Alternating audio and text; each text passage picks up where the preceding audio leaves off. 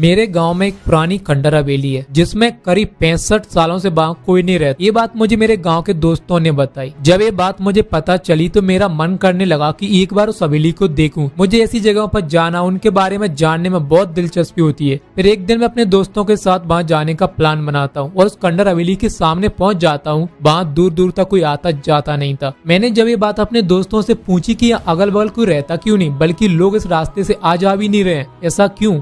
तो मेरे दोस्तों ने बताया कि हवेली से पुरानी और खंडर नहीं, बल्कि ये हवेली एक भूतिया श्रापित हवेली है। मैं बोला, ऐसा तुम इतने यकीन से कैसे कह सकते हो? मेरे दोस्तों ने कहा, यहाँ पूरे गांव का यही मानना है। इसके बारे में तो बहुत पुरानी और सच्ची घटना प्रसिद्ध है। मेरे मन में इसके बारे में जानने का ख्याल और भी बढ़ने लगा।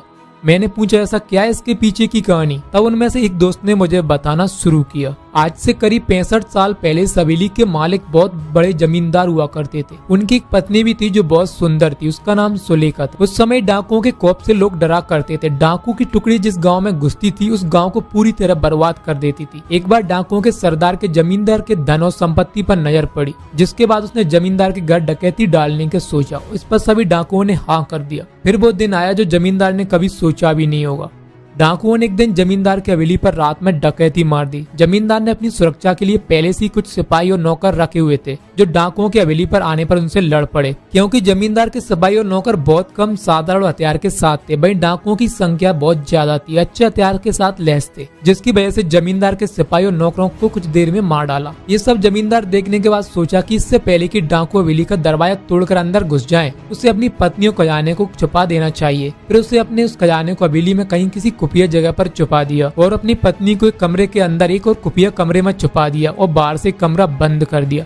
इसके बाद कुछ ही देर में डाकू हवेली का दरवाजा तोड़कर अंदर घुस गए, जिसमें जमींदार की मौत डाकुओं के हाथों हो गई। पर जमींदार ने मरते मरते अपने खजाने का पता उन डाकुओं को नहीं बताया। डाकुओं ने खजाने को बहुत खोजा पर वो नहीं मिला। फिर डाकुओं ने वहां से हवेली की कीमती सामान को लेकर वहां से चल दिए। पर जमींदार की पत्नी जो खुफिया कमरे में बंद थी उसका पता किसी को भी नहीं था। उसकी पत्नी बहुत चिल्लाई, लोगों को बुलाने की कोशिश की, कमरे के दरवाजे को तोड़ने की कोशिश की, पर वो अंत तक कुछ नहीं कर पाई और भूख प्यास से वो तड़प तड़प कर वहीं पे मर गई। उसके मरने के बाद उसकी लाश की बदबू से लोग हवेली में गए और उस कमरे को तोड़कर उसकी लाश को वहां से निकाल कर उसका अंतिम संस्कार कर दिया। कहा जाता है कि आज भी वो अपने पति का इंतजार उस कमरे में करती है। उसका पति कभी तो आएगा, उसे उस कमरे से आजाद करेगा और आज भी उसकी हवेली में घुसपैठी है, उसके बिना इजाजत के अंदर जाने वाले को सजा देती है। मैंने अपने दोस्तों की कहानी सुनकर उन पर विश्वास तो बिल्कुल भी नहीं किया। मैंने पूछा, क्या यार तुम लोग भी न जाने कब की बात आज तक लेकर बैठे हो, इसका कोई सबूत भी है तुम लोगों के पास? तो उन लोगों ने बोला, कुछ लोगों ने इस हवेली में जाने की और बाहर रुकने की गलती की थी,